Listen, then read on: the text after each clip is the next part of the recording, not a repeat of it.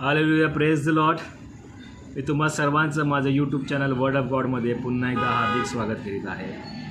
परमेश्वरांच्या लेकरांनो, डिसेंबरचा महिना सुरू आहे आणि ह्या महिन्यामध्ये प्रत्येक ख्रिस्ती कुटुंबामध्ये एक वेगळाच आनंद आणि उत्साह असतो, कारण की आपण ख्रिस्त जन्मोत्सव साजरा करतो आणि काही दिवसामध्येच आपण ख्रिस्त जन्मोत्सव साजरा करणार आहोत. तर ह्या आनंदाच्या दिवसांमध्ये, ह्या आनंदाच्या वातावरणामध्ये आपण प्रभू येशू ख्रिस्ताच्या जन्माचा खरा उद्देश आणि त्याची रचना कशी झाली ह्या गोष्टीवरती मनन करणार आहोत. तर आपला वेळ न वाया घालवता आपण आपल्या शास्त्रपाठामध्ये लूक शुभवर्तमान याचा 2रा अध्याय 10 ते 13 या वचनावरती मनन करणार आहोत. तर प्रियांनो, ह्या वचनांमध्ये आपल्याला हे दिसून येते की देवदूत मेंढपाळांना सांगत आहे की सर्व लोकांना मोठा आनंद होणार आहे, त्याची सुवार्ता मी तुम्हाला सांगतो. सुवार्ता म्हणजे गुड न्यूज, की दाविदाच्या गावामध्ये तारणारा जन्मलेला आहे. Hallelujah Jesus. परमेश्वराच्या लेकरांनो, देवदूत मेंढपाळांना का म्हणाला की सर्व लोकांना मोठा आनंद होणार आहे आणि तारणारा जन्मलेला आहे. का मोठा आनंद होणार आहे, का तारणारा जन्मलेला आहे? तर प्रियांनो बघा, जेव्हा आदामाने पाप केले आणि त्या पापामुळे त्याच्या पूर्ण मनुष्य जातीवरती श्राप आले, मनुष्य हा पापेच्या सत्तेखाली गेला, मरणाच्या दबावाखाली गेला आणि त्या दबावामध्ये तो नाशवंत झाला, तो त्या बंदिवासामध्ये गेला, नाशाच्या बंदिवासाकडे गेला आणि आज त्या मनुष्याला त्या पापातून सोडवण्यासाठी, त्या बंदिवासातून सोडवण्यासाठी, त्या पापाची क्षमा करण्यासाठी दाविदाच्या गावामध्ये तारणारा जन्मलेला आहे. म्हणून मोठी आनंदाची बातमी आहे. म्हणून देवदूत म्हणत आहे की मी मोठी आनंदाची बातमीची सुवार्ता सांगत आहे. Hallelujah Jesus.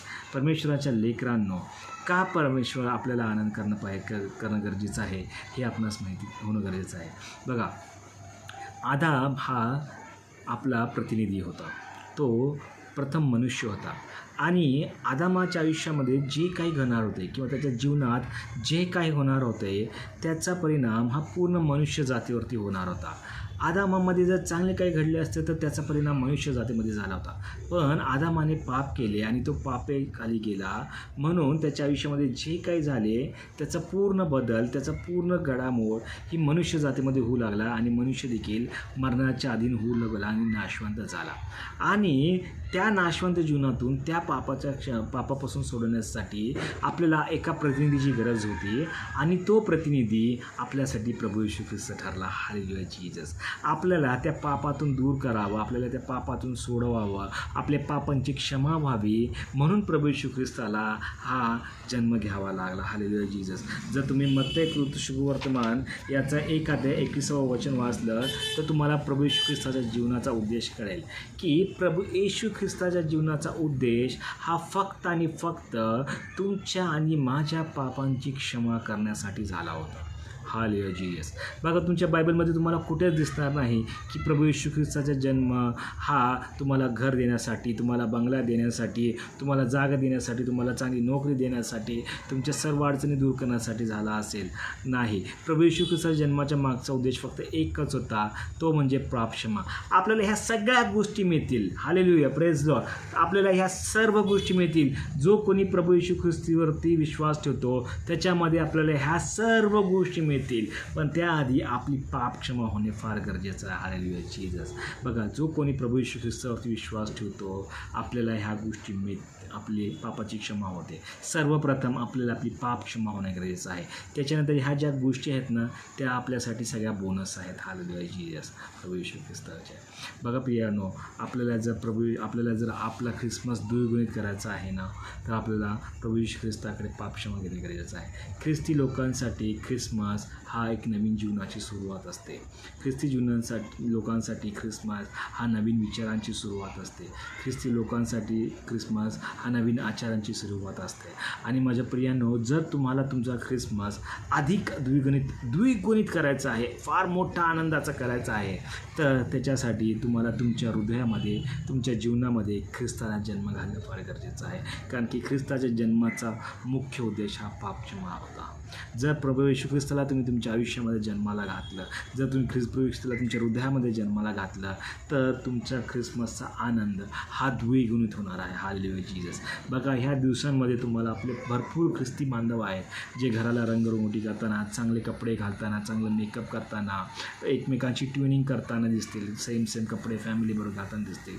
हालेलुया. करा, चांगली गोष्ट आहे. आपल्याला आपला आनंद व्यक्त करणं हे फार आवश्यक आहे. जगापुढे आपला प्रभू येशू ख्रिस्त दाखवणं फार गरजेचं आहे. पण जर तुम्हाला खरोखरच तुमचा ख्रिसमस हा द्विगुणित करायचा आहे, तर प्रभू येशू ख्रिस्ताला तुमच्या जीवनामध्ये घेणं गरजेचं आहे. आपल्या आचारातून, आपल्या वागणुकीतून, आपल्या विचारातून प्रभू येशू ख्रिस्ताला दाखवणं फार गरजेचं आहे. आणि ज्या दिवशी तुम्ही तुमच्या हृदयामध्ये, तुमच्या जीवनामध्ये प्रभू येशू ख्रिस्ताला जन्माला घालाल, त्या दिवशी प्रभू येशू ख्रिस्ताने तुमच्यासाठी 100% जन्म घेतलेला आहे. तो दिवस तुमच्यासाठी खरा ख्रिसमस ठरणार आहे. Hallelujah Jesus.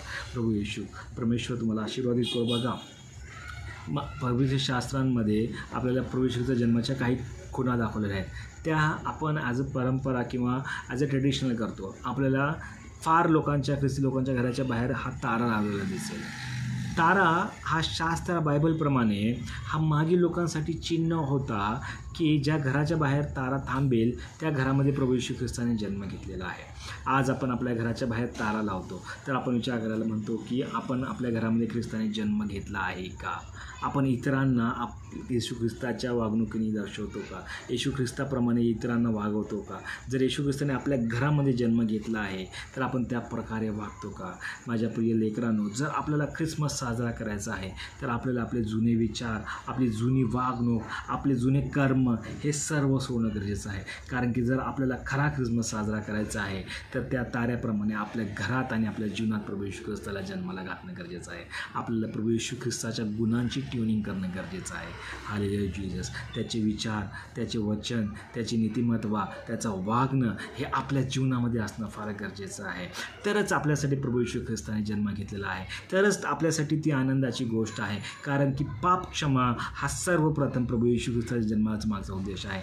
आणि पाप क्षमा होण्यासाठी आपल्याला आपल्या जीवनामध्ये प्रभू येशू ख्रिस्ताला घेणं गरजेचं आहे. आणि ज्या दिवशी आपण प्रभू येशू ख्रिस्ताला आपल्या जीवनामध्ये घेऊ, त्या दिवशी आपल्या जीवनामध्ये खरा बदल घडायला सुरुवात होणार आहे. Hallelujah Jesus. माझ्या प्रिय लेकरांनो, ह्या ख्रिसमसला आपण आपल्या जीवनांमध्ये प्रभू येशू ख्रिस्ताला जन्माला घालूया. आपल्या हृदयामध्ये आपण प्रभू येशू ख्रिस्ताला जन्माला घालूया. Hallelujah Jesus. मी प्रभू येशू ख्रिस्ताकडे प्रार्थना करेल की हा वर्ष, येणारं वर्ष तुमच्यासाठी, तुमच्या कुटुंबासाठी एक नवीन जीवनाची सुरुवात असू द्या, एक नवीन विचारांची सुरुवात असू द्या. तुमच्या गुणांपासून, तुमच्या विचारांपासून आपण प्रभू येशू ख्रिस्ताला दर्शवूया.